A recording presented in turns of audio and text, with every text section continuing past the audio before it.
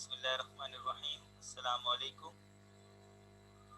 जैसा कि हम फर्स्ट ईयर केमिस्ट्री का आज न्यू चैप्टर स्टार्ट करने जा रहे हैं, जो कि हमारा चैप्टर नंबर 4 है और इस चैप्टर का नाम है केमिकल बॉन्ड। अब ये केमिकल बॉन्ड बेसिकली होता क्या है? बॉन्ड का मतलब होता है जोड़ देना, बाइंड कर देना। तो केमिकल बॉन्ड बेसिकली है क्या चीज? केमिकल बॉन्ड जो है वो it is the force of attraction. ये एक ऐसी फोर्स ऑफ अट्रैक्शन है विच होल्ड्स द एटम टुगेदर, जो एलिमेंट्स को यानी कि एटम्स को आपस में जोड़े रखता है। टुगेदर टू फॉर्म, ताकि क्या हो जाए, एक मॉलिक्यूल बन जाए या क्रिस्टल बन जाए, जिसको हम क्रिस्टल लैटिक कहते हैं। सही है? यानी कि इन शॉर्ट आम जुबान में हम ये कहें कि एटम्स को मिलकर कंपाउंड बना लेना। अब ये एटम मिलके आपस में कंपाउंड बनेंगे तो किसी एक प्रोसेस के जरिए से बनेंगे ना, इनके दरमियान कोई फोर्स ऑफ अट्रैक्शन होगी जो उसको आपस में जोड़े रख रही है।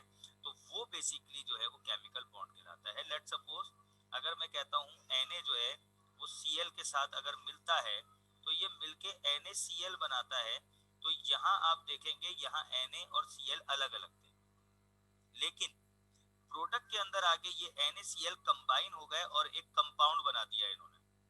अब जब कंपाउंड बना दिया यानी कि मैं इसको क्रिस्टल कह सकता हूँ, एक क्रिस्टल बना दिया इन्होंने, तो इन दोनों के दरमियान एक फोर्स है। सही है? जिसको मैं कहूंगा कि ये फोर्स ऑफ अट्रैक्शन है। क्या है ये? एक फोर्स ऑफ अट्रैक्शन है जिसने इन दोनों को आपस में जोड़े रखा, Na और Cl को, इस तरह के ये NaCl आपस में टूट नहीं रहे बल्कि आपस में जुड़ गए। ठीक है? तो क्या होगा?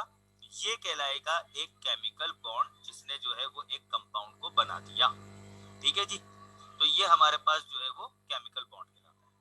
अब जब हम मजीद आगे बढ़ते हैं तो हमारे पास अगला टॉपिक आता है types of chemical bond. Chemical bond की टाइप्स क्या क्या होती है? अगर हम इन केमिकल बॉन्ड की टाइप्स देखेंगे तो ये जो टाइप्स हैं, नंबर 1 कहलाती है जिसको हम कहते हैं आयोनिक बॉन्ड, या इसका एक दूसरा नाम भी है, वो है इलेक्ट्रोवैलेंट बॉन्ड। आयोनिक बॉन्ड कहते हैं या आप इलेक्ट्रोवैलेंट बॉन्ड कहते हैं, एक ही बात है, ये एक ही के दो नाम है। अब ये आयोनिक या इलेक्ट्रोवैलेंट बॉन्ड बेसिकली होता क्या है? दी बॉन्ड, सही है, कौन सा bond? Chemical bond.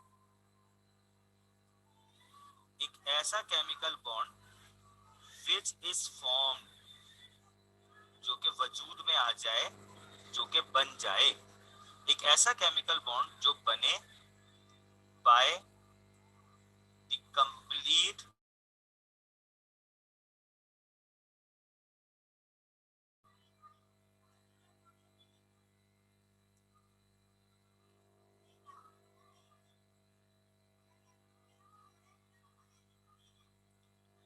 The bond यानी कि chemical bond which is form by the complete transfer of electron from one atom to another atom is called ionic bond. ये क्या कहलाता है? आयोनिक बॉन्ड कहलाता है। यानी कि आयोनिक बॉन्ड एक ऐसा केमिकल बॉन्ड है जिसके अंदर इलेक्ट्रॉन ट्रांसफर हो रहे होते हैं एक एटम से दूसरे एटम की तरफ। इसको हम आयोनिक बॉन्ड कहते हैं, जिसमें इलेक्ट्रॉन ट्रांसफर हो रहे हो। अब इसकी एक एग्जांपल लेते हैं और एग्जांपल से आप समझते हैं अब कुछ नोट ले लें आप, कुछ पॉइंट आप ले लें। आइंस किसे कहते हैं? आइंस हमारे पास दो होते हैं, एक कहलाता है पॉजिटिव आइन और एक कहलाता है नेगेटिव आइन। अब पॉजिटिव आइन कब आता है? When an atom loose electron. अगर कोई एटम इलेक्ट्रॉन देता है तो उसके ऊपर पॉजिटिव आइन आता है। एक इलेक्ट्रॉन देगा एक प्लस, दो इलेक्ट्रॉन देगा दो प्लस, तीन इलेक्ट्रॉन देगा तीन प्लस, चार इलेक्ट्रॉन देगा चार प्लस। और नेगेटिव आइन कब आता है? When an atom gain electron. अगर कोई एटम एक इलेक्ट्रॉन ले रहा है तो एक माइनस, दो इलेक्ट्रॉन ले रहा है तो दो माइनस, तीन इलेक्ट्रॉन ले रहा है तो तीन माइनस। इसका मतलब ये हुआ कि अगर इलेक्ट्रॉन ट्रांसफर होता है दो एटम के जरिए से, जैसे मिसाल के तौर पे ये मैंने ले लिया एक एटम, सही है, और ये मैंने लिया दूसरा एटम, सही है, समझाने के लिए कह रहा हूं मैं आपसे। अब यहाँ ये मौजूद था इलेक्ट्रॉन, ठीक है। अब इलेक्ट्रॉन ट्रांसफर हो रहा है, क्या हो रहा है? Electron transfer. ट्रांसफर का मतलब क्या होता है कि ये इलेक्ट्रॉन एक जगह से, मैं दूसरे कलर से शो करता हूं, ये इलेक्ट्रॉन निकला और ट्रांसफर होके इसके पास आ गया, ठीक है जी, इलेक्ट्रॉन हुआ ना ट्रांसफर। अब अगर हम इस वाले एटम की बात करें तो ये क्या कर रहा है? लूज कर रहा है इलेक्ट्रॉन, ठीक है। और ये वाला एटम क्या कर रहा है? ये गेन कर रहा है इलेक्ट्रॉन। तो याद रखिएगा, जब भी ट्रांसफर ऑफ इलेक्ट्रॉन होगा ना, फ्रॉम वन एटम,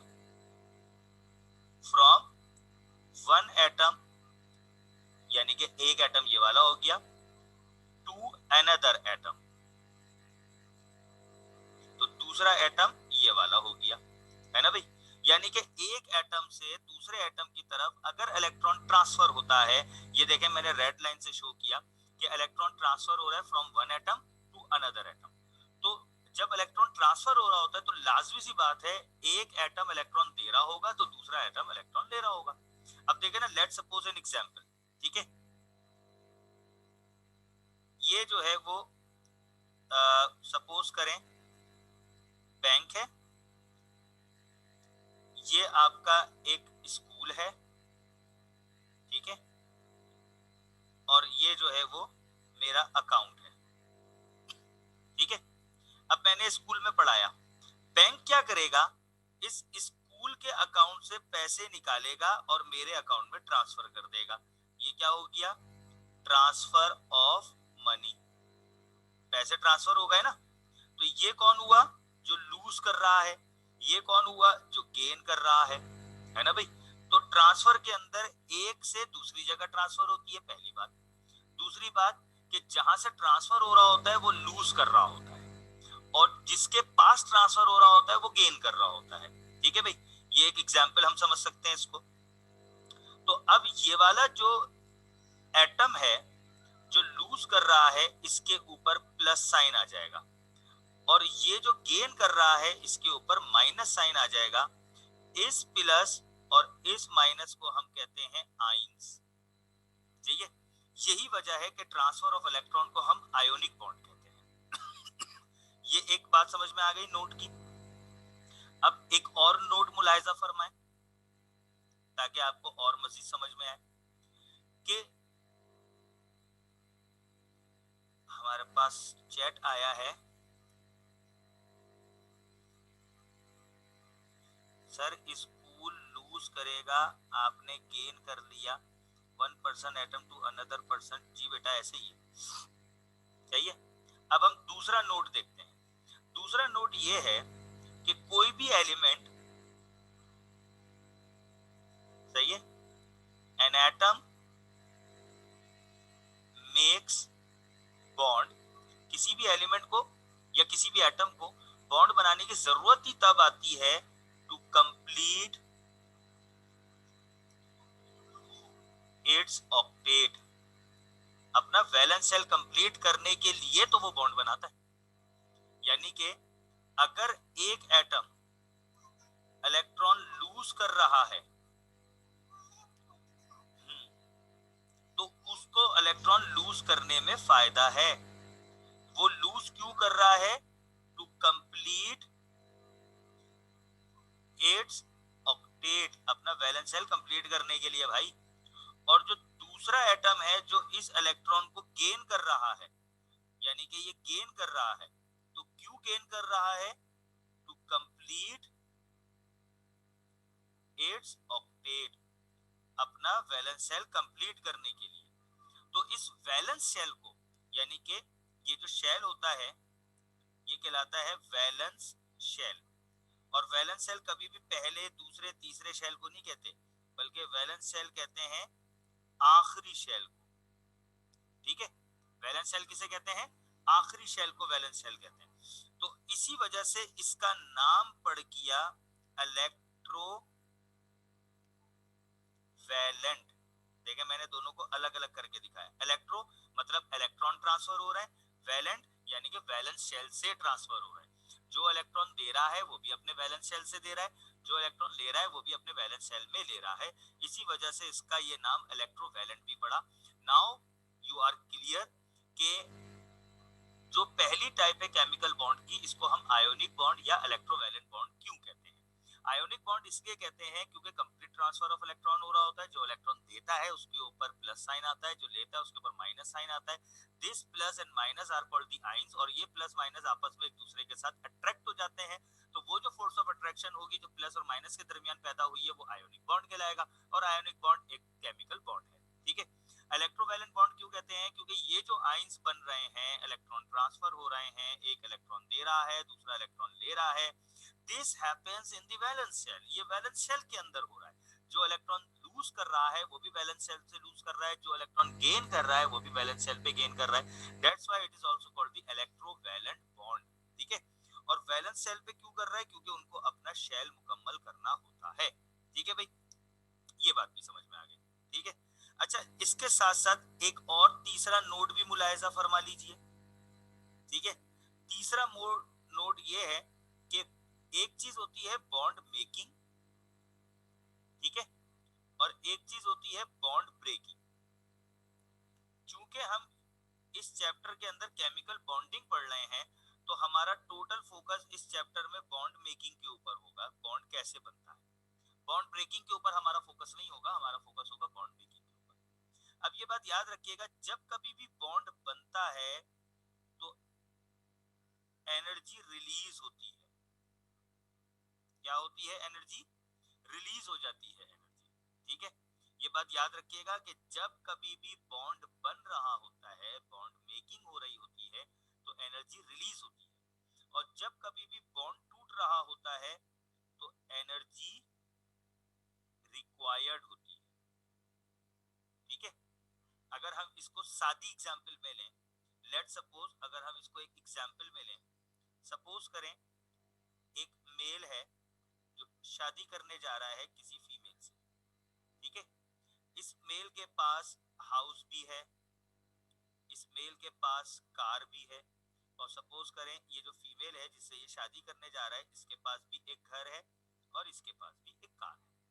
अब जब ये दोनों आपस में शादी करेंगे, यानी कि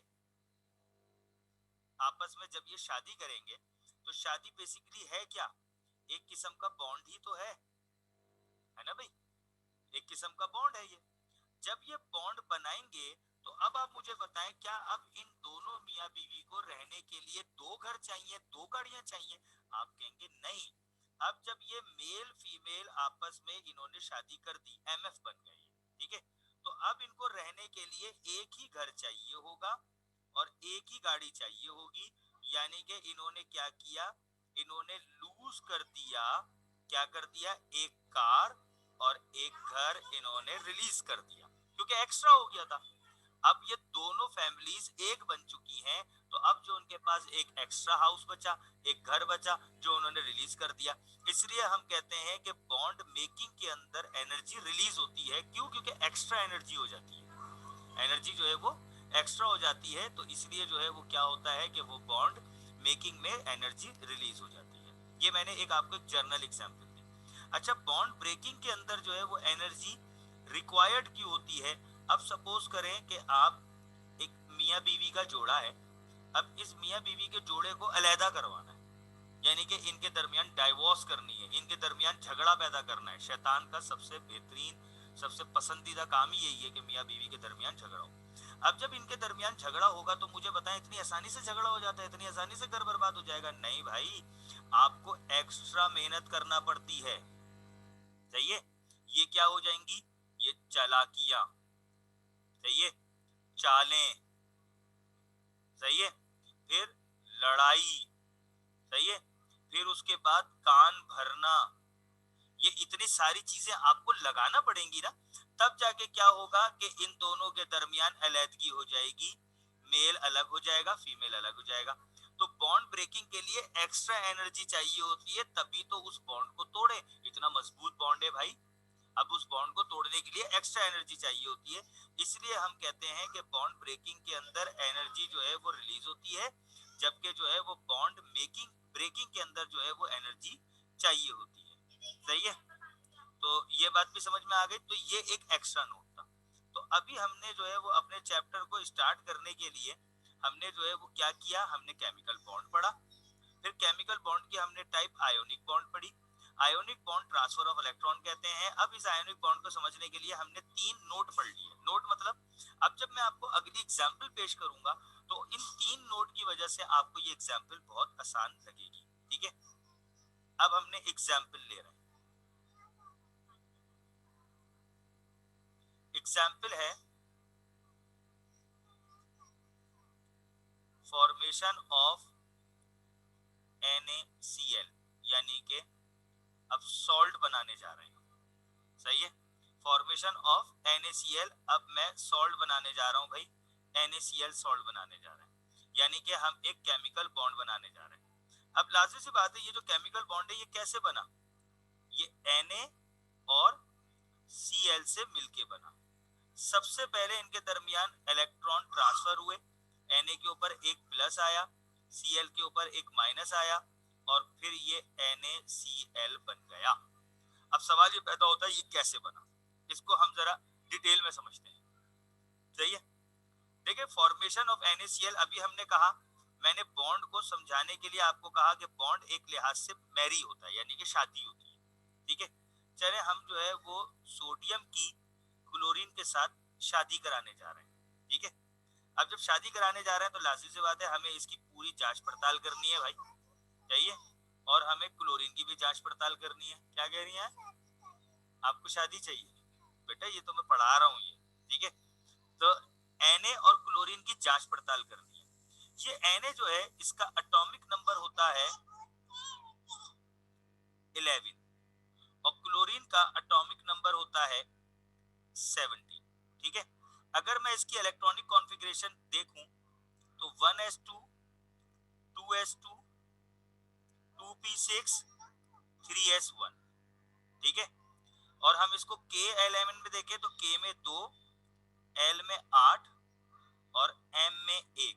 वैलेंस शेल में इसके पास एक इलेक्ट्रॉन है, यहां देख लें आप और यहां देख लें आप, इसके पास एक इलेक्ट्रॉन है।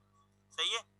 If we are talking about the chlorine, 1s2 2s2 2p6 ये 10 हो गए, 3s2 12 हो गए, और 3p5 12 और 5 17 हो गए। और अगर मैं k एलिमेंट देखूं तो k में 2, l में 8 और m में 7। गौर से देखें, इसके वैलेंस शेल के अंदर 5 इलेक्ट्रॉन है और 7 इलेक्ट्रॉन है, यानी कि एक ऑक्टेट को कंप्लीट करने के लिए 8 इलेक्ट्रॉन की जरूरत होती है। अगर मैं इस हिसाब से बात करूं m में, तो इसको 7 इलेक्ट्रॉन रिक्वायर्ड है। ठीक है? जो कि इसके लिए बड़ा मुश्किल है कि ये 7 इलेक्ट्रॉन ले। तो it is easy for sodium कि ये 1 इलेक्ट्रॉन लूज कर दे। देखिए ना, सोडियम के पास 8 इलेक्ट्रॉन होने चाहिए वैलेंस शेल में। ठीक है? लेकिन उसके पास एक इलेक्ट्रॉन है, तो वो 7 इलेक्ट्रॉन लेगा या एक इलेक्ट्रॉन देगा? उसके लिए आसान है कि वो एक इलेक्ट्रॉन दे दे। सही है? मैं आपको मजीद इसको यूं समझा देता हूं कि ये हमारे पास सोडियम का एटम है। ठीक है? ये आ गया के शेल। के शेल में 2 इलेक्ट्रॉन थे।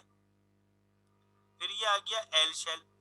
एल शेल में 8 इलेक्ट्रॉन थे, 1 2 3 4 5 6 7 8। और ये है आपका एम शेल, एम शेल में 1 इलेक्ट्रॉन है। अगर ये अपना एम शेल का इलेक्ट्रॉन जो है ये दे देगा तो इसका ये एम शेल खत्म हो जाएगा। लेट सपोज अगर ये अपना एम शेल का इलेक्ट्रॉन दे देता है तो ये इसका एम शेल खत्म हो जाएगा। अब इसका वैलेंस शेल कौन सा बचा, एल, एल इसका कंप्लीट है ना भाई। तो इस वक्त जो है वो सोडियम इस पोजीशन पे है कि सोडियम जो है वो अपने एम शेल से 1 इलेक्ट्रॉन देगा। दूसरी तरफ अगर आप क्लोरीन को देखें उसके पास 17 इलेक्ट्रॉन है, के में 2, एल में 8, 1 2 3 4 5 6 7 8 हो गए 10, और एम में 7 इलेक्ट्रॉन है, 1 2 3 4 5 6 7। अब गौर से देखें क्लोरीन को 1 इलेक्ट्रॉन चाहिए ताकि क्लोरीन जो है वो अपने वैलेंस शेल को कंप्लीट कर ले। मैंने आपको नोट पढ़ाया था ना कि वैलेंस शेल कंप्लीट करने के लिए सारी कहानी होती है। अब हम क्या होगा कि ये जो 1 इलेक्ट्रॉन है सोडियम का, ये वाला जो 1 इलेक्ट्रॉन है ये अपना 1 इलेक्ट्रॉन इसको ट्रांसफर कर देगा। अब जब ये इसको ट्रांसफर कर देगा तो होगा क्या, अब यहां से देखें, यहां से इसका 1 इलेक्ट्रॉन ये गायब हुआ। अब जब गायब हुआ तो इसका एम शेल पूरा खत्म हो गया, सही है। अब आप देखें इसका वैलेंस शेल एल हो गया, सही है, और इसका वैलेंस शेल कंप्लीट हो गया, ठीक है। लेकिन अब ये सोडियम नहीं रहा बल्कि Na+ हो गया। क्यों, क्योंकि इसने 1 इलेक्ट्रॉन दिया। अब वो जो 1 इलेक्ट्रॉन था वो ट्रांसफर होके इस तरफ आ गया और यहां आके लग गया वो इलेक्ट्रॉन, ठीक है। इससे क्या हुआ कि इसका क्लोरीन का भी एम शेल कंप्लीट हो गया। आप इसको कह सकते हैं इसका भी वैलेंस शेल कंप्लीट हो गया, 8 पूरे हो गए ना इसके भी वैलेंस शेल में, ठीक है। लेकिन इसने 1 इलेक्ट्रॉन लिया है तो ये बन गया Cl-। अब आप ऊपर देखें Na+ बन गया, Cl- बन गया, ये Na+ Cl- मिले तो NaCl बन गया, जिसको हम कहते हैं सोडियम क्लोराइड सॉल्ट। तो इलेक्ट्रॉन ट्रांसफर होने से प्लस और माइनस आयन वजूद में आए। सोडियम के ऊपर प्लस क्यों आया, क्योंकि वो इलेक्ट्रॉन दे रहा था। क्लोरीन के ऊपर माइनस क्यों आया, वो इलेक्ट्रॉन ले रहा था। This plus and minus are called the ions and the force of attraction towards this ion is called the ionic bond. It forms the ionic bond which is a first kind of chemical bond, ठीक है। I hope कि ये आपको समझ में आ गया होगा, ठीक है जी। अब उसके बाद जो है हम उसके बाद इस आयोनिक बॉन्ड की कुछ कैरेक्टरिस्टिक्स होती है, ठीक है।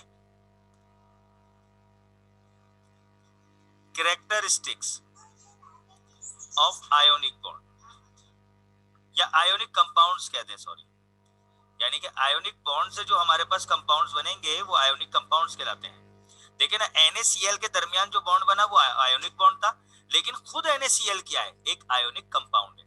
तो पहली कैरेक्टरिस्टिक्स होगी कि दे आर सॉलिड, ये सॉलिड होते हैं भाई, क्रिस्टल बनाते हैं रूम टेम्परेचर पे। दूसरा होगा they are soluble in water, पानी में हल हो जाते हैं। तीसरा होगा देयर एक्वस सोल्यूशन, जब आप इसको पानी में मिलाएंगे ना तो इनका जो एक्वस सोल्यूशन होगा वो इलेक्ट्रिसिटी कंडक्ट कर सकता है, ठीक है। यानी कि ये कंडक्टर्स होते हैं, इलेक्ट्रोलाइट्स होते हैं ये, ठीक है। और चौथा, चूंकि ये सॉलिड होते हैं ना तो इसलिए इनका मेल्टिंग और बॉइलिंग पॉइंट हाई होता है, high melting and boiling point. ये इसके 4 कैरेक्टरिस्टिक्स हो गए, आसानी से याद हो जाते हैं, ठीक है। तो ये तो हमारी जो है वो एक किस्म की केमिकल बॉन्ड हो गया जिसको हम कहते हैं आयोनिक बॉन्ड, और हमने इसकी कैरेक्टरिस्टिक्स भी कर दी, ठीक है। तो आज के लिए इतना काफी है।